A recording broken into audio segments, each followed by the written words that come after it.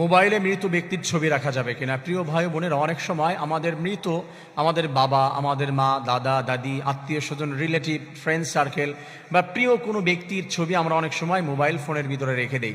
সেক্ষেত্রে এই মোবাইলের ভিতরে মৃত ব্যক্তির ছবি রাখা যাবে কিনা, এই বিষয়টা আমাদের জেনে নিতে হবে।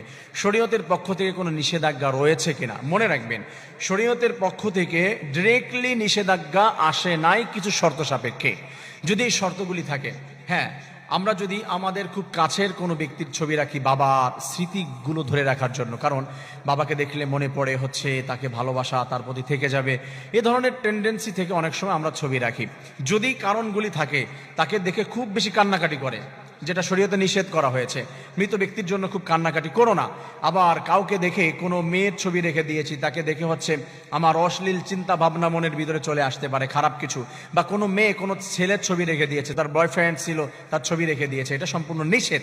তবে সাধারণভাবে আবেগের কেউ, ভালোবাসার কেউ তার ছবি রেখে দেওয়াতে যদি তাকে একটু মনে পড়ে, তার প্রতি ভালোবাসা হয়, দয়া আসে, এই দৃষ্টিভঙ্গি থেকে যদি হয়, সেক্ষেত্রে রাখা যেতে পারে। তবে এই নিষেধাজ্ঞাগুলো, এইগুলো যদি দেখা যায়, তাহলে হচ্ছে তার ছবি মোবাইলের ভিতরে রাখা যাবে না, ইভেন কোথাও রাখা যাবে না।